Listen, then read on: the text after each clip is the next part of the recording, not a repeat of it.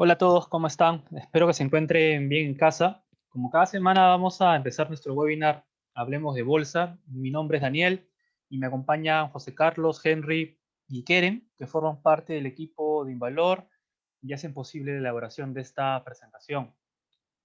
En primer lugar, siempre, por favor, tomar en consideración nuestro disclaimer. El objetivo de este webinar no es dar recomendaciones de compra o venta de acciones, sino ser un medio informativo, principalmente.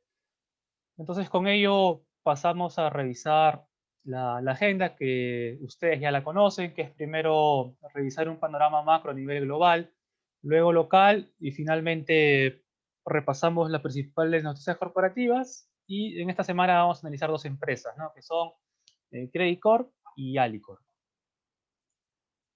Entonces, para ya dar inicio al webinar, pues lo primero que nos toca es revisar el panorama a nivel global.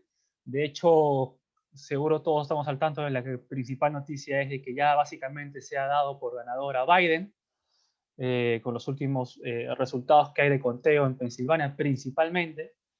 Aunque bueno, Trump quizás todavía no reconozca la derrota y puede llevar esto a la Corte Suprema, pero en sí ya básicamente podríamos decir que tenemos que hay un nuevo presidente en los Estados Unidos, ¿no? Pero sobre este tema y sobre otros casos en particular del mercado a nivel global, pues lo va a comentar con mayor detalle José Carlos. Así que, hola José Carlos, por favor, coméntanos lo ocurrido durante estos días. Hola Daniel, gracias y muy buenos días con todos.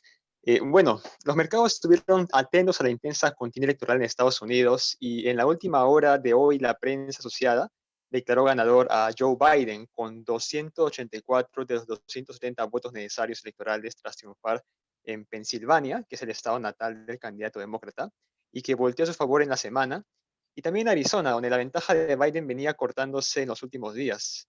Ahora bien, ¿el presidente Trump se irá tranquilo del poder? Es probable que no. Hemos visto a Trump decir que acudiría a la Corte Suprema tras las acusaciones de fraude, pero para ello va a tener que agotar todas las instancias estatales previas y al parecer ningún tribunal le ha dado la razón en detener el conteo o recontar los votos por la falta de evidencias.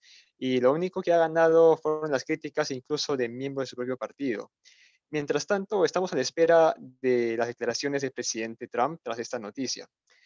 Ahora bien, esta semana los principales índices bursátiles en Estados Unidos y en Europa tuvieron un rally semanal como no se había visto en meses, de más de 7%, y un avance moderado en las bolsas de Shanghái y de Perú.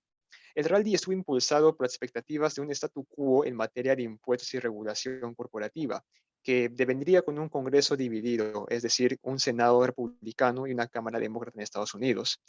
Estas eran algunas de las propuestas de la campaña de Biden, que probablemente se habrían dado con un barrio demócrata en ambas cámaras, pero al parecer no será el caso. Por el lado de la política monetaria, esta semana la Fed mantuvo sin cambio su estímulo monetario, como era esperado, y volvió a hacer énfasis en la necesidad de un nuevo estímulo fiscal. Pero también mencionaron algo importante, y es que han mostrado algo de preocupación por el avance del virus en el mundo. Ya han discutido la posibilidad de ajustar su programa de compra de activos de ser necesario. Solo para recordar, la semana pasada el BCE, el Banco Central Europeo, mantuvo sin cambios el estímulo monetario, pero el Banco de Inglaterra expandió el suyo esta semana coincidiendo con el inicio de la cuarentena en Inglaterra. Finalmente, hemos sido testigos durante estas semanas del rebrote de contagios de COVID-19 en Estados Unidos y el viejo continente.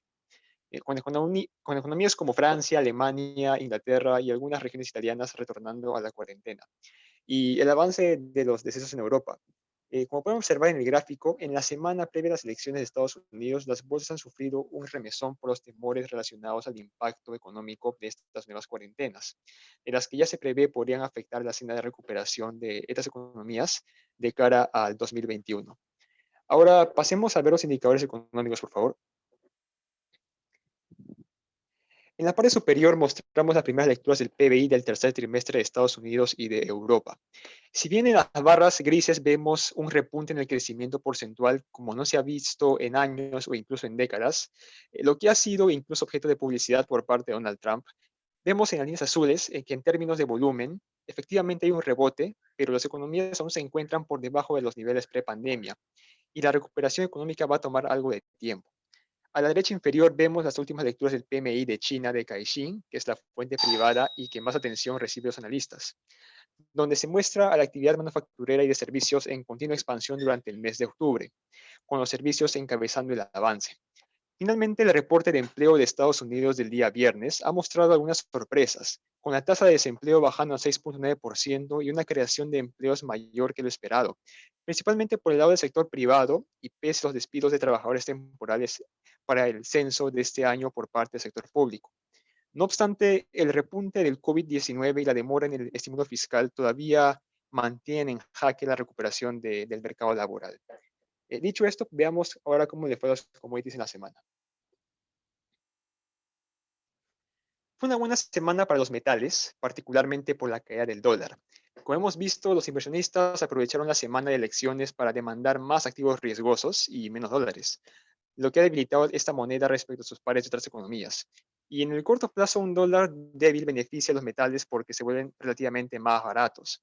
También hubo cautela por la incertidumbre en los resultados en las presidenciales en la semana en Estados Unidos y el aumento de casos de COVID-19 que habrían favorecido al lingote. Asimismo, el cobre cerró la semana con ganancias también impulsadas por los últimos datos positivos de China. En la semana se dio a conocer que la producción de cobre de Chile ha caído 0.8% interanual en septiembre por la pandemia y que Codelco habría firmado un contrato de suministro con un importante comprador chino, manteniendo la prima de entrega física de este metal en $88, mientras continúa negociando sus contratos con otros clientes chinos que consideraban que dicha cifra era muy alta comparada a la del mercado. No obstante, hemos visto que la mayor demanda de cobre de China ha venido impulsando este metal a lo largo de los meses y que también se beneficiaría de los nuevos planes de infraestructura del gigante asiático de cara al próximo año.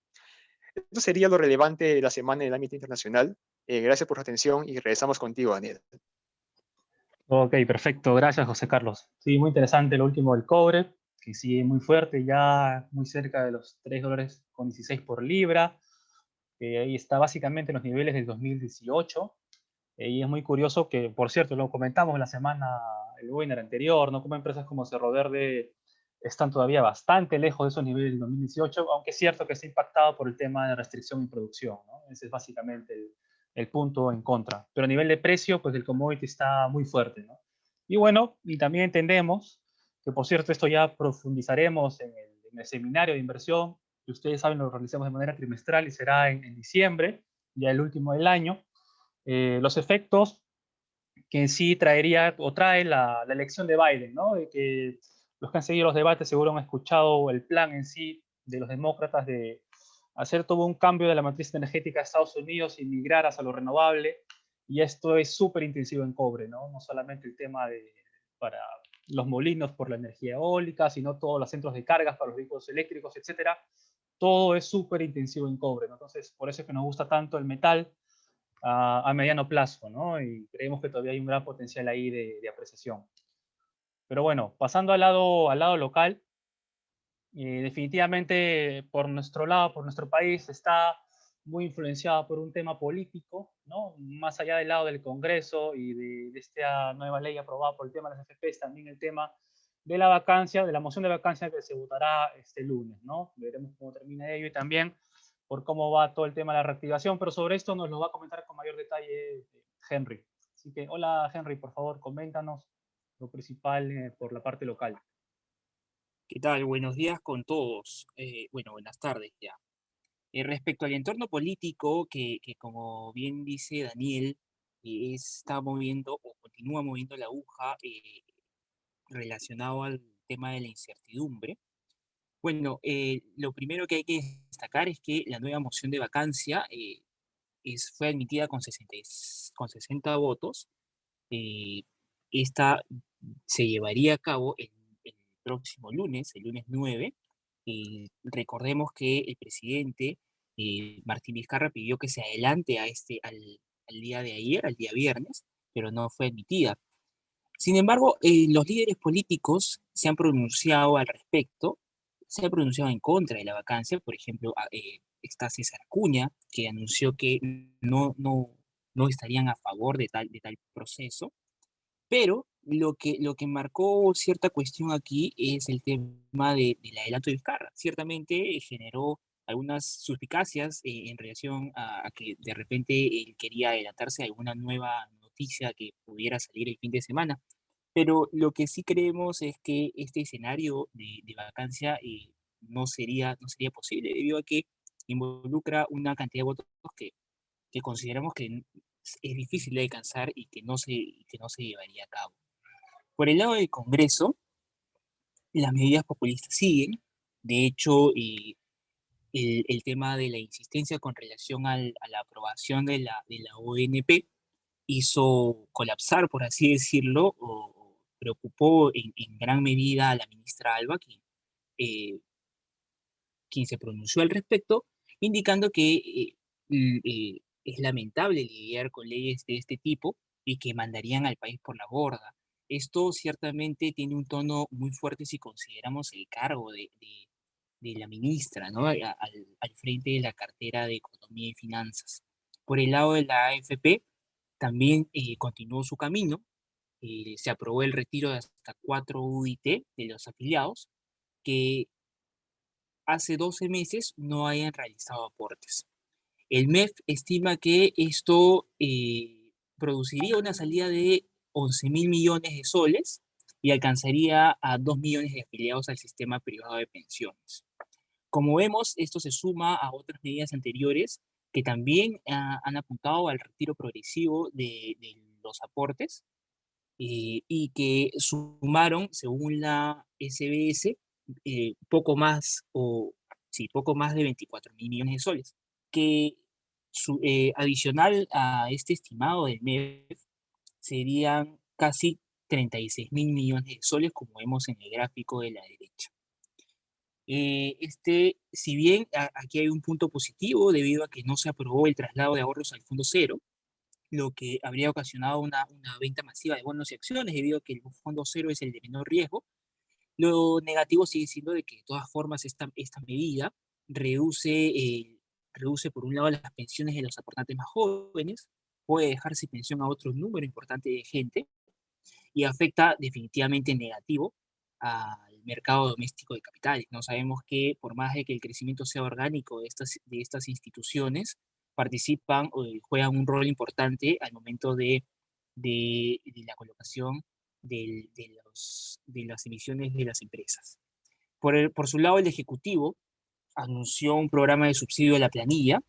Este tiene algunos aspectos favorables debido a que incentiva la contratación o la recontratación en el ámbito formal de los trabajadores, favorece al empleo de mayor calidad debido a que es escalonado, donde el mayor incentivo se concentra en los contratos de carácter permanente, y también favorece a los jóvenes, que serían los más afectados por la pandemia.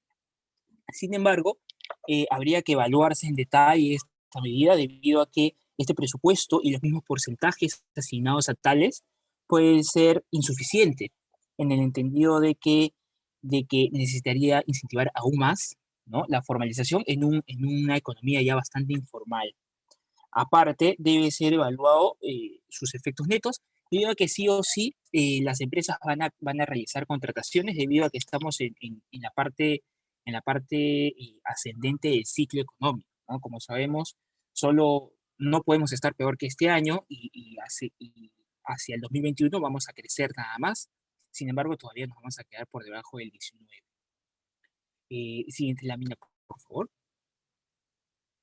Bueno, dejando de lado estas rencillas entre el Ejecutivo y el Legislativo y lo relacionado a la vacancia, mirando ya hacia el 2021, si hacemos un mapeo de los candidatos presidenciales según su ideología pro Estado, pro mercado, y según el porcentaje de preferencias electorales a favor de ellos, o sea, la intención de voto recogida en este caso por Ipsos, notamos que los que se orientan más hacia los candidatos pro mercados acumulan el 38% de las preferencias electorales.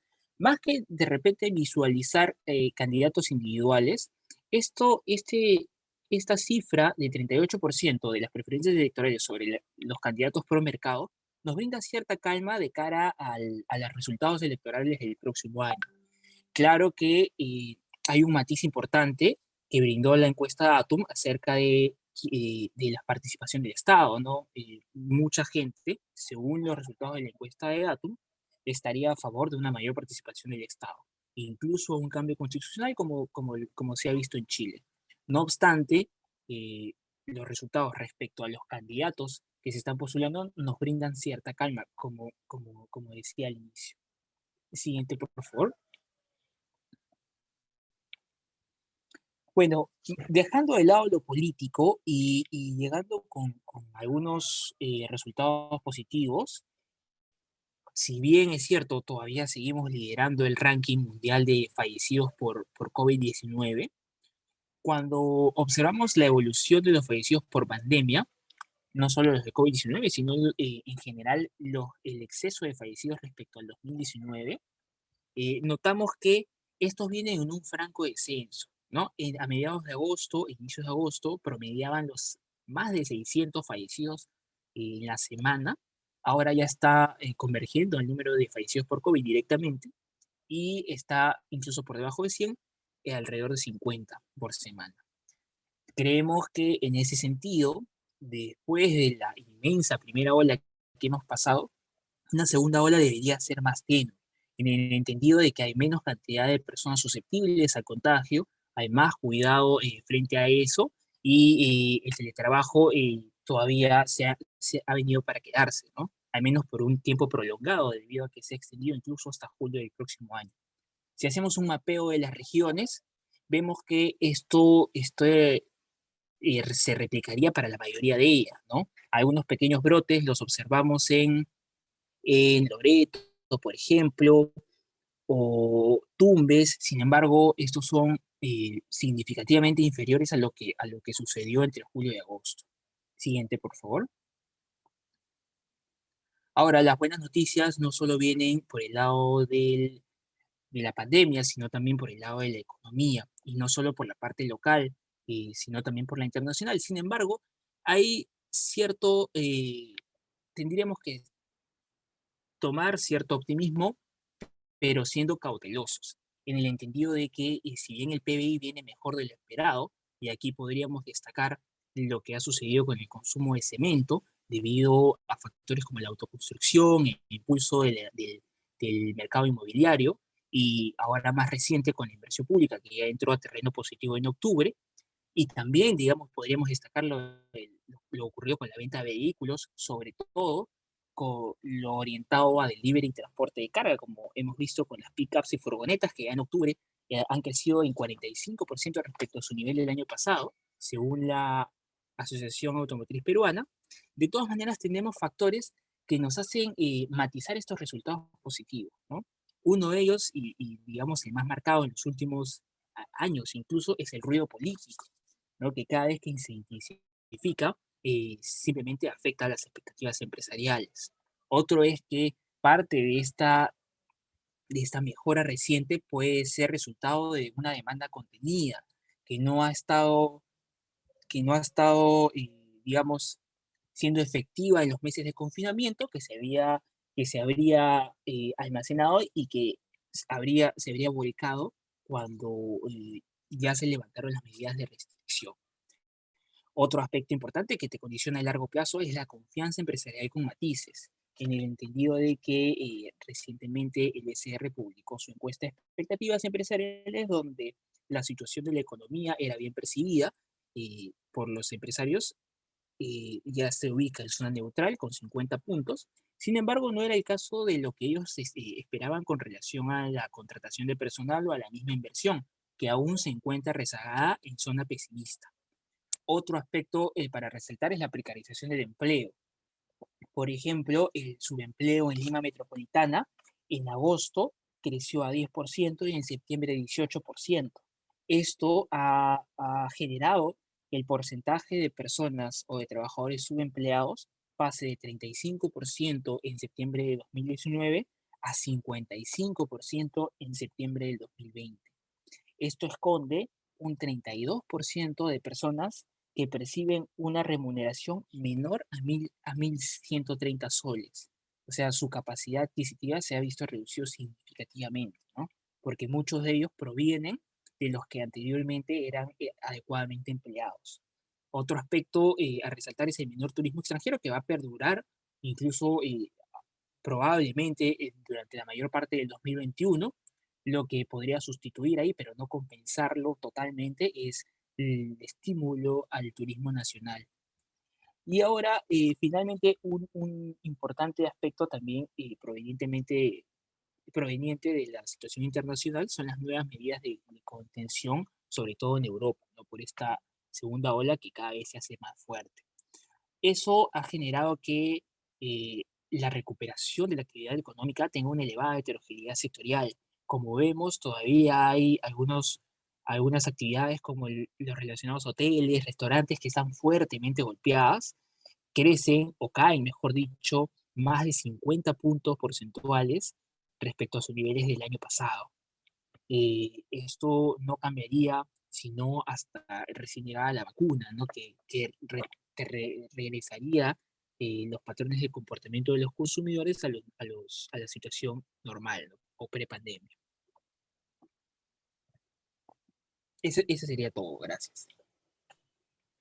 Ok, perfecto. Gracias, Henry. Sí, muy interesante todo el tema de la reactivación, cómo va evolucionando en nuestro país. Y que bueno, siempre, lamentablemente, hoy en día lo que está vigente es el tema del ruido político y veremos cómo termina el tema de la vacancia el día lunes, ¿no? Esperemos de que no proceda y que, bueno, de alguna manera se trate de implementar un escenario de calma, ¿no? Aunque es poco probable, considerando que ya empiezan también ya todo el tema de la carrera por las elecciones del próximo año, ¿no? Pero bueno, esperemos que suceda lo mejor. Ahora, pasando a la parte corporativa, yo les voy a comentar las principales noticias en estas 2 semanas. En realidad ha sido unas 2 semanas intensas en presentación de resultados. Por cierto, los que quieran estar al tanto de la mayoría de ellos, los compartimos mediante nuestro Facebook, ¿no? Invirtiendo en Valor. Ahí van a poder encontrar los resúmenes de la mayoría de estos, donde, bueno, básicamente lo que yo les puedo comentar en resumen en sí, es que han sido generalmente por encima del estimado por el mercado, sobre todo la parte de minería y construcción. Como bien decía Henry, pues ha sorprendido, bueno, acá llevándolo al tema de los despachos de cemento, ¿no? Sorprendió el resultado de septiembre y ello se ha visto reflejado en resultados de compañías como Pacasmayo, ¿no? Logrando comercialización en volumen récord de manera trimestral. Y bueno, tiene buenas perspectivas en función de que ya el tema de la reconstrucción, mediante este acuerdo gobierno-gobierno, se debería empezar a intensificar a partir del final de este año y a inicios del 21, ¿no? También por el lado de Ferricor, se ha visto muy beneficiada por la reactivación en minería principalmente, sus clientes mineros ya están, ellos decían, operando básicamente un 75, 80%, construcción sí decían que un poquito más retrasado al nivel de 60 más o menos, pero ya se ve una clara recuperación, ¿no? En ambos sectores sumamente importantes para esta compañía, para el caso de Ferricor, y que, bueno, por cierto, también aprobó el reparto de la segunda parte de su dividendo, ¿no?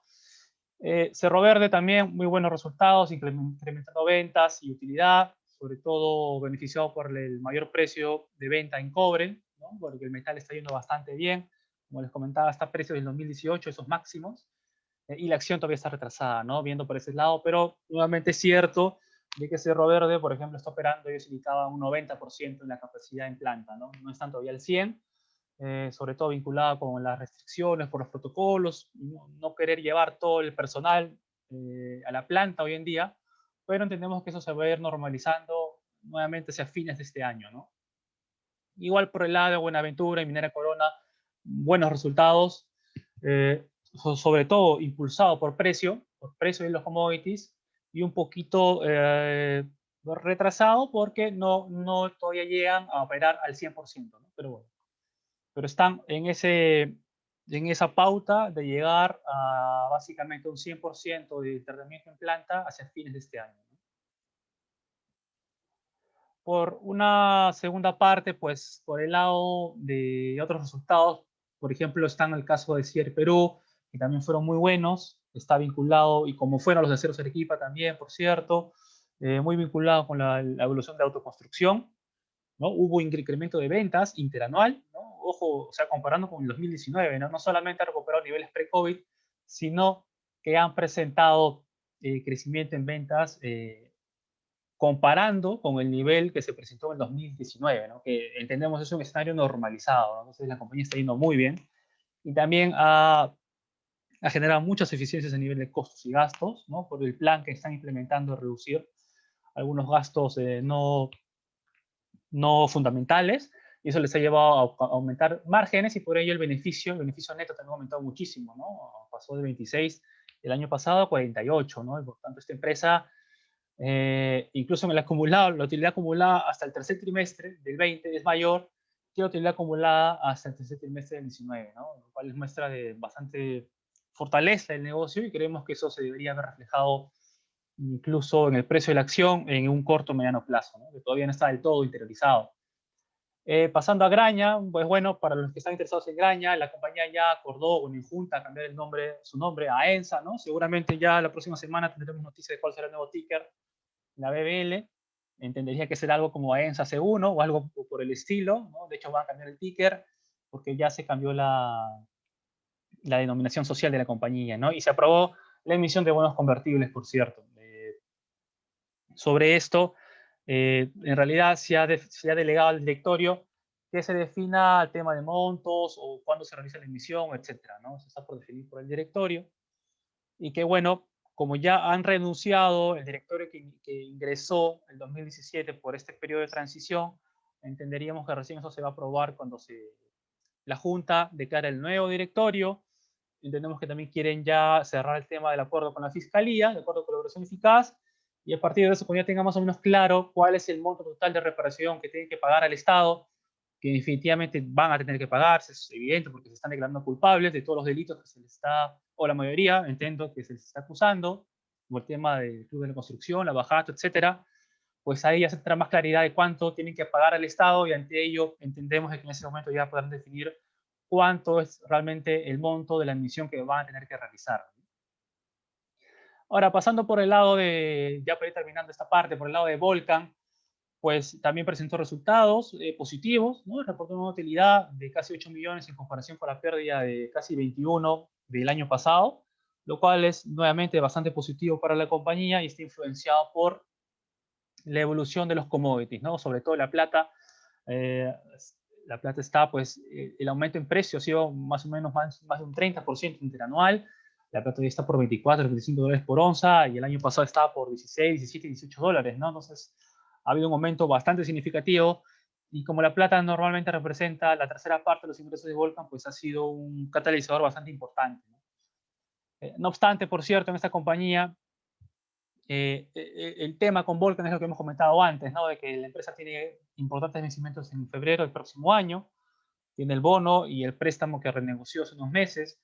Entonces, para llegar a ese vencimiento no le alcanza el cash, ¿no? Entonces, ¿qué está haciendo también para que le ayude con el tema de la refinanciación de su deuda total?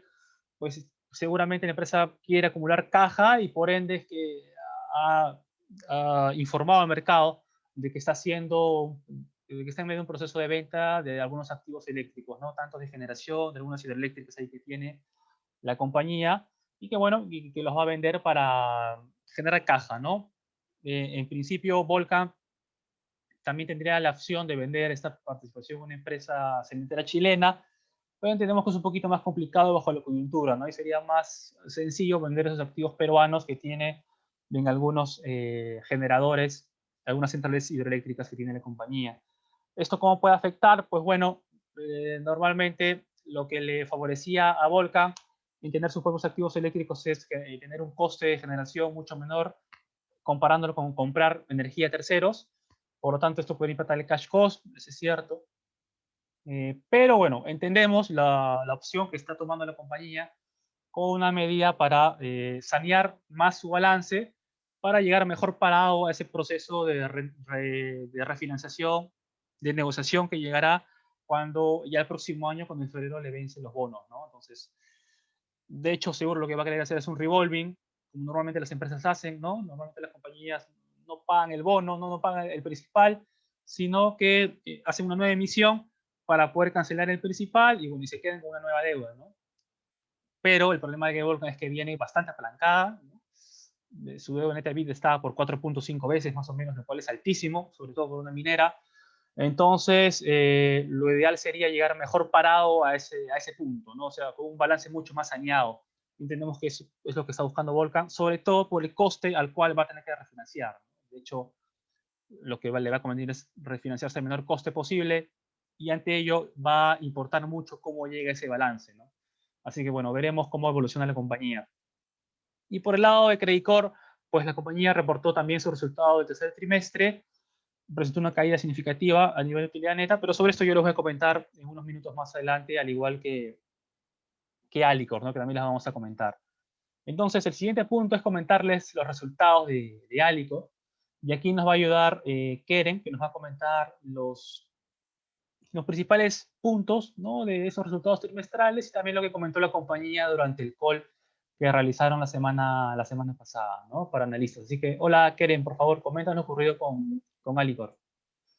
Gracias, Daniel. Buenas tardes con todos. Con respecto al último conference call de Alicorp, de los resultados del tercer trimestre, las ventas consolidadas alcanzaron los 2.622 millones, con un incremento de 1.1% interanual en el tercer trimestre de 2020, mientras que el volumen se redujo 4.1% interanual, debido a la recuperación de la capacidad productiva en Perú y el sólido crecimiento en consumo masivo del 16.2% y 12% en consumo masivo Perú, contrarrestados principalmente por reducciones en el negocio de acuicultura en 20.6%, 3% en molienda y 5.1% en B2B.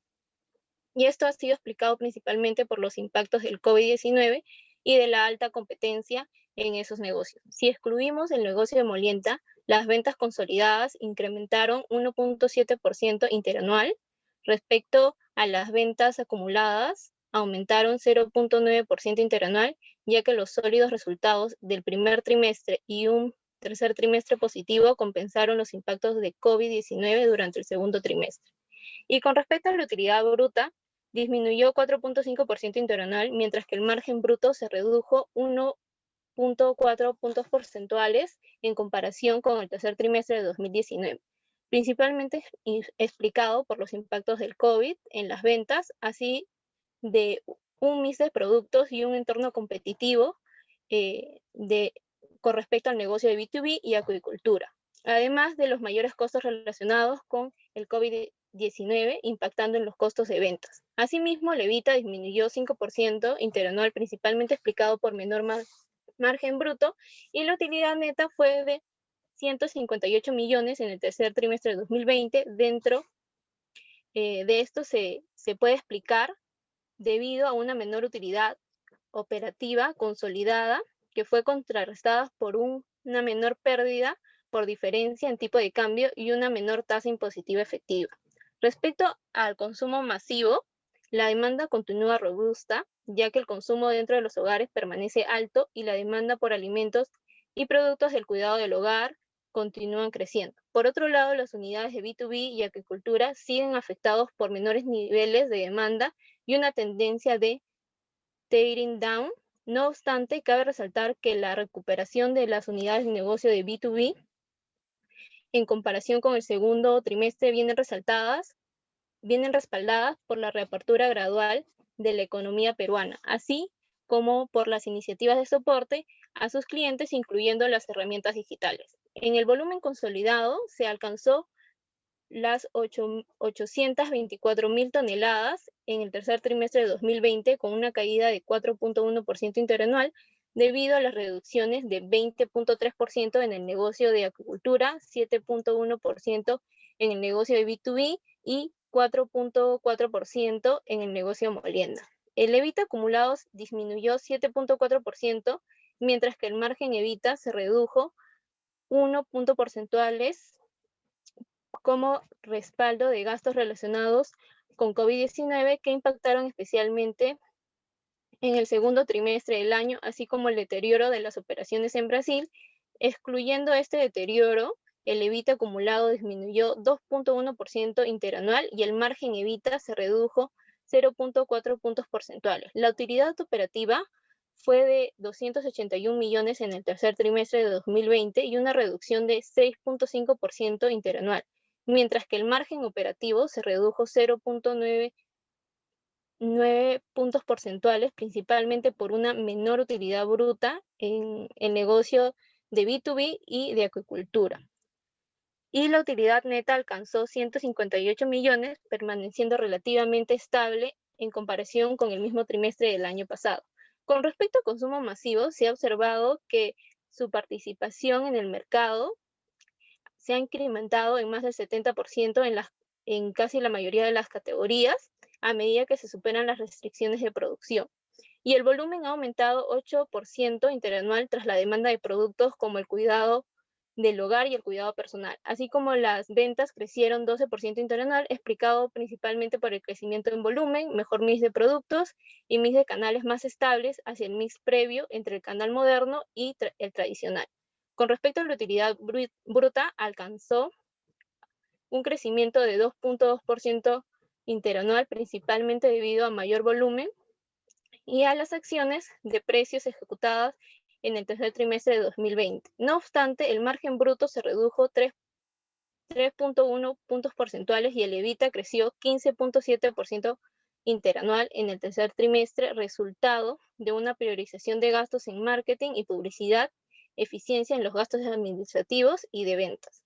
Con respecto al consumo masivo internacional, el volumen aumentó 3.1% interanual, respaldado por el crecimiento en volumen de 5% interanual en Bolivia y en Ecuador, 2.5% interanual, en Argentina 3.7% interanual y un portafolio de productos multitier capaz de capturar la mayor demanda por alimentos, así como de productos de cuidado del hogar y cuidado personal. En las ventas han crecido 16.2% interanual, explicado por el crecimiento en volumen en operaciones andinas enfocadas en crecimiento y el efecto base de la devaluación en Argentina, y el EBITDA creció 25.5% interanual. Con respecto a la inversión, se ha alcanzado los 216 millones tras la ausencia, obviamente, de adquisiciones de negocios, pero se ha invertido en instalaciones de producción de acuicultura, de producción en acuicultura y aceites domésticos, así como en la sede de Miraflores, y en activos tangibles se gastó alrededor de 74 millones para el desarrollo de la plataforma SAP HANA con el proyecto Fénix. Este SAP es uno de los últimos, es el que les va a permitir actualizar la infraestructura de TI para mejorar el rendimiento. Como dato adicional, en este tercer trimestre, Alicorp ha tenido 42 nuevos lanzamientos o relanzamientos de productos como parte de las estrategias de innovación. Eso sería todo por mi parte. Gracias.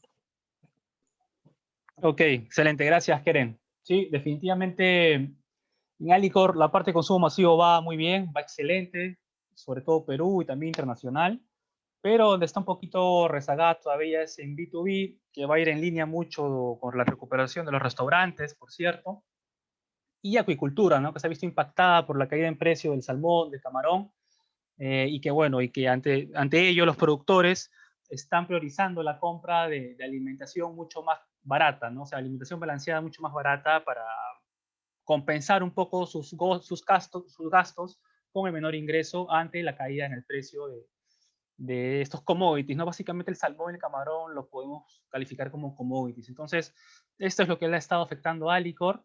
Alicorp está al precio, está básicamente a los mismos niveles que vimos en marzo, abril, o sea, los niveles más bajos con la crisis del COVID en nuestro país.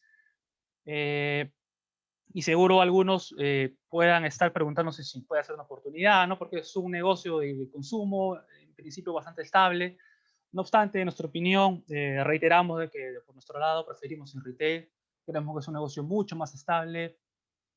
Se ven los resultados, cómo crece supermercados, cómo crece Pharma, cómo se está recuperando centros comerciales, y realmente no tiene un negocio commodity como si es agricultura, ¿no? Y eso se está viendo claramente en los resultados hasta el momento de ambas compañías, ¿no? Entonces, por ese lado, por nuestro análisis, pues preferimos exponernos a este sector mediante el retail en lugar de Alicorp, ¿no?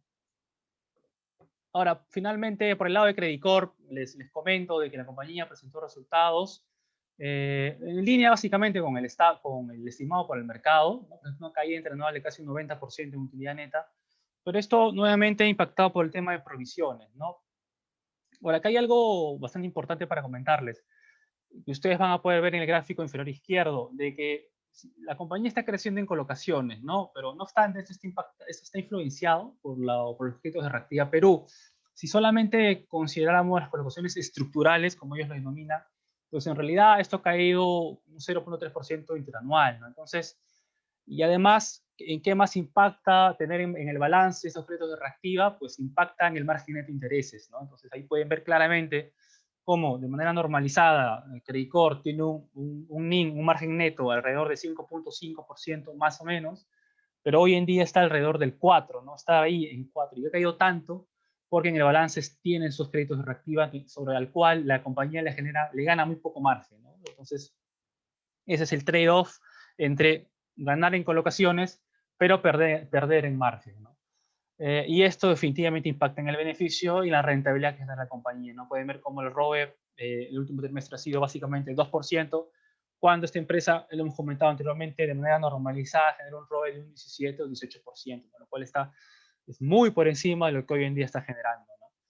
Entonces, ¿qué es lo principalmente que impacta? Les reitero, las provisiones, ¿no? La compañía indicó en el call que realizó también, por cierto, de que esperan de que las provisiones se vayan normalizando más ya en el cuarto trimestre, sería un nivel mucho más cercano a los del primero, y definitivamente el punto más bajo ha sido el segundo trimestre, ¿no? Lo más probable es que no vayamos a volver a ver esos niveles tan altos de provisiones. Y asimismo, esto es muy importante, por cierto, y esto lo hemos comentado antes aquí en los webinars, ¿no? La diferencia entre la contabilidad local y la contabilidad internacional, que está basada en por ejemplo, en la IFRS 9, donde bajo la contabilidad local pues se registra menos provisiones y pueden obtener una mayor utilidad, ¿no? Y aquí fueron mucho más específicos, por cierto, y esto ha sido bastante ayuda, y es que ellos comentan que, por ejemplo, en el caso de mi banco, al cierre de septiembre, la diferencia relativa entre la provisión mediante la contabilidad local e internacional son de aproximadamente 500 millones respecto al total que han registrado ellos, que es 1.800, ¿no? Entonces, casi un 30% es la diferencia que está marcada entre la contabilidad local e internacional, ¿no? ¿Y cuál es esa diferencia? Pues son las provisiones forward-looking, que básicamente son provisiones anticipadas, ¿no? Que están en función de los modelos que ellos mismos elaboran respecto a cómo evoluciona, por ejemplo, la actividad económica en nuestro país, ¿no? Mientras que este estimado de PBI sea mucho más pesimista, pues terminarán provisionando mucho más, ¿no? Entonces, esto es realmente lo que explica, por cierto, por qué holdings como Credicor, Intercorp, ustedes seguro han visto pérdidas en nivel de utilidad neta en el segundo trimestre y van a ver también en IFS Seguro una caída en utilidad neta de un 90 o un 85%, como ha ocurrido en Credicor, ¿no? Y es porque estas compañías están provisionando de manera anticipada, no es realmente un crédito que ya cayó en impago. Entonces, la gran diferencia entre contabilidad local y la contabilidad internacional en base a la IFRS 9. Entonces, hay que tener muy en claro eso.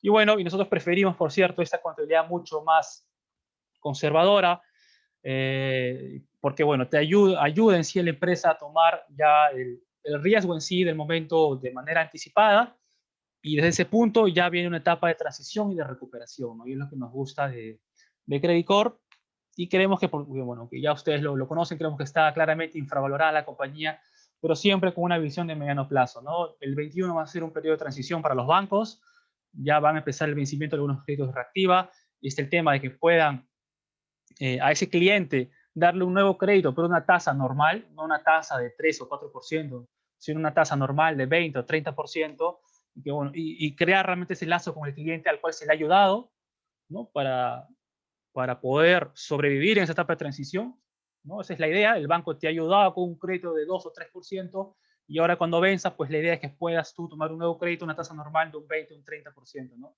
Ese es el trabajo del banco, y eso van a tener que hacer para recuperar los niveles anteriores de rentabilidad, y eso va a ayudar definitivamente a recuperar el precio de la acción a un mediano plazo, ¿no? Que es lo que nosotros estimamos. Entonces, con ello, pues lo último sería presentarles el calendario económico, para que lo tengan en consideración. Bueno, importantísimo para nuestro país, pues el día lunes el tema de la vacancia, que será la votación, ¿no? Y finalmente, pues bueno, este es nuestro calendario de actividades, ya estamos por finalizar el año. Recuerden de que hoy inicia nuestro módulo 4 de portafolios de inversión, es el último módulo de nuestro programa formativo, ¿no? Por los que están interesados, igual las pueden escribir, todavía se pueden formar parte del mismo.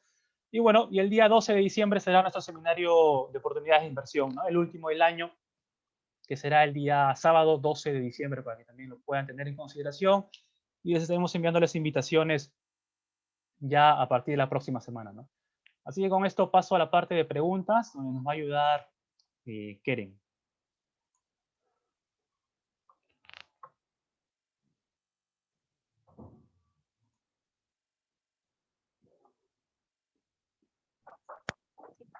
Gracias, Daniel. La primera pregunta es con respecto a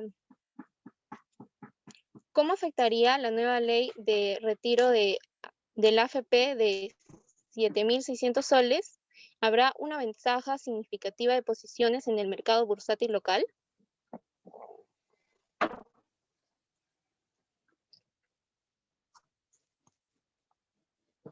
¿Nos podrías ayudar, Henry, por favor, con esa pregunta?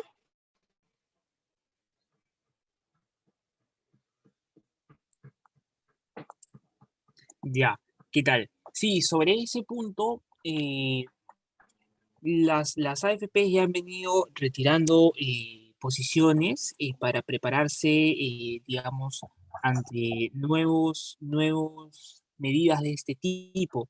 Sin embargo, debido al significativo monto que representaría casi la mitad de lo que ya han retirado los aportantes, como vimos en el gráfico presentado anteriormente, sí podría afectar, quizás no tan seriamente como lo pudo haber hecho la aprobación del retiro o de la migración hacia el fondo cero, que felizmente no se dio, pero definitivamente sí va a afectar en cierta medida al mercado de capitales. Sin embargo, creemos que probablemente el BCR dé cierto respaldo para suavizar esta afectación, ¿no? al mercado de bonos locales.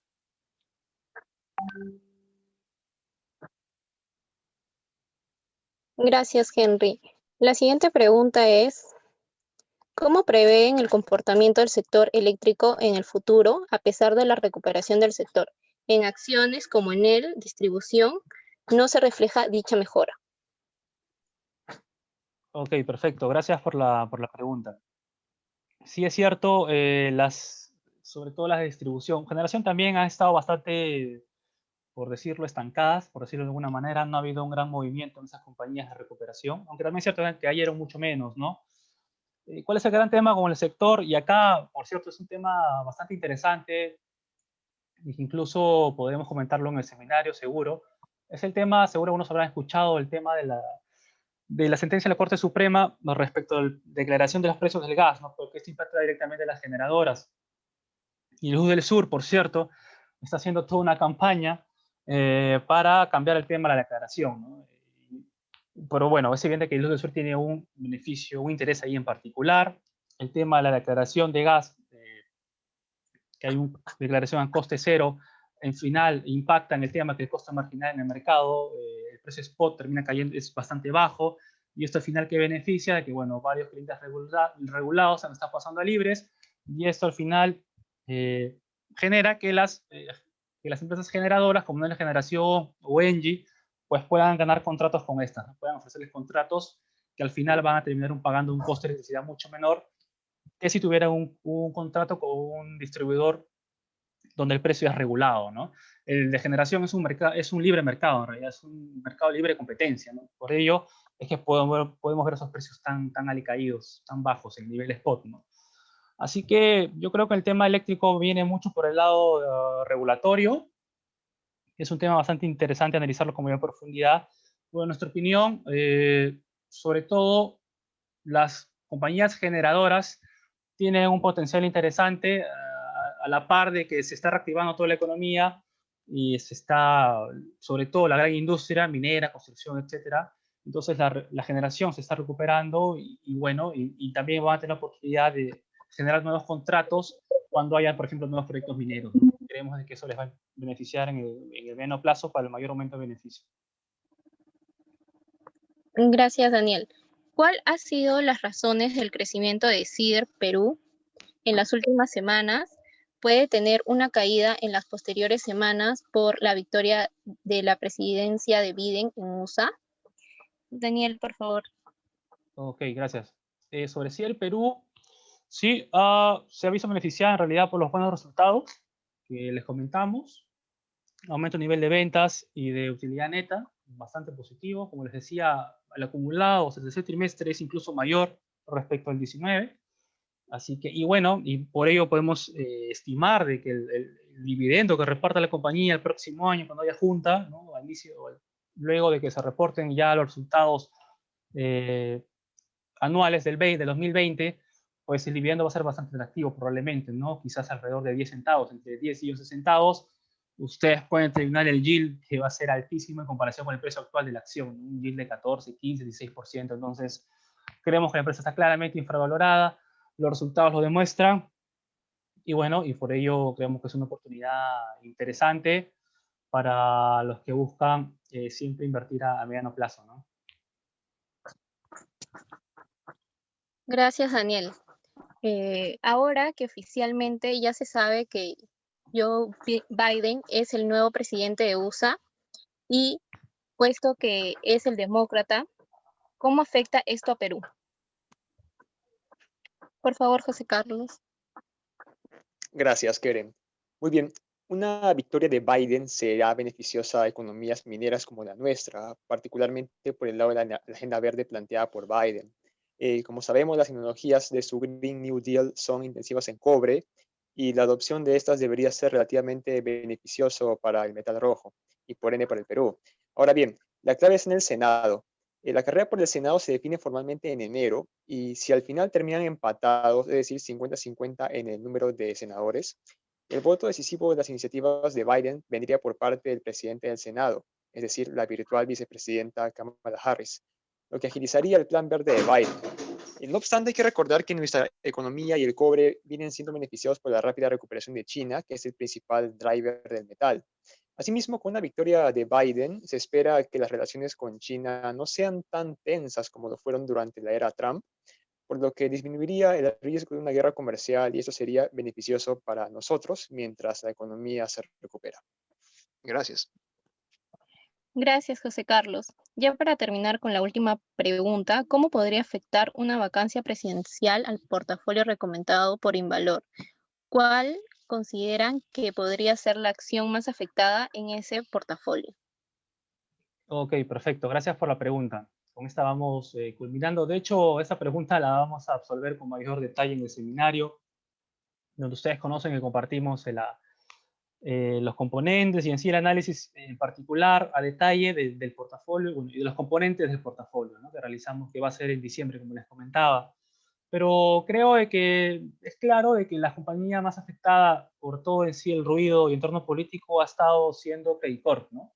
Creo que lo vemos claramente. Credicorp está, podríamos decir que está básicamente en los mismos precios que vimos entre marzo y abril, está ahí en 119, 120 dólares, incluso cayó a 113, 112. Entonces, le ha estado afectando claramente todo ese tema del ruido político y regulatorio, ¿no? Y creeríamos de que si en caso, bueno, se apruebe la vacancia, lo cual consideramos poco probable, por cierto, pero bueno, poniéndonos en ese escenario, pues sí, seguramente todo este tema de ruido y que el presidente del Congreso se declare como presidente y que pueda de alguna manera gobernar por unos cuantos meses hasta para que se pueda determinar las elecciones, etcétera. Todo este escenario gris de incertidumbre, etcétera, pues creemos de que la más afectada sería Credicorp probablemente, porque entendemos de que compañías como Ferricorp y las mineras, pues bueno, están sobre todo ligadas al entorno internacional, ¿no? Y como comentaba José Carlos, pues como ya básicamente tenemos como ganadora a Biden y la agenda demócrata es de, como les comentaba también al inicio, de una gran inversión en energía renovable, etcétera, lo cual es muy intensivo en cobre, ¿no? Entonces, y además también las relaciones con China, como José Carlos decía, se deberían de alguna manera normalizar, ya no habría ese enfrentamiento del día a día que había entre Trump con China, Entonces, creemos que sería un gobierno americano mucho más ecuánime, ¿no? Por denominar de alguna manera. Entonces, eso también debería beneficiar al entorno internacional, ¿no? Entonces, por ese lado, creeríamos de que mineras y compañías como Ferrecor, que está muy vinculada con este sector, y también construcción, pues debería ir relativamente bien. Y la más afectada va a seguir siendo las financieras, y en este caso particular, Credicor. Así que con ello, pues bueno, vamos cerrando el webinar. Les reitero la invitación, por cierto, para los que están interesados en el módulo 4 que inicia hoy, nos puede escribir los que están todavía interesados en participar, y que bueno, el 12 de diciembre se realiza nuestro seminario trimestral, ¿no? El último del año, para que lo tengan en consideración, y las invitaciones las enviamos a partir de la próxima semana. Así que muchas gracias por su atención. Espero que tengan un buen fin de semana y nos vemos de aquí a 2 sábados. Muchas gracias.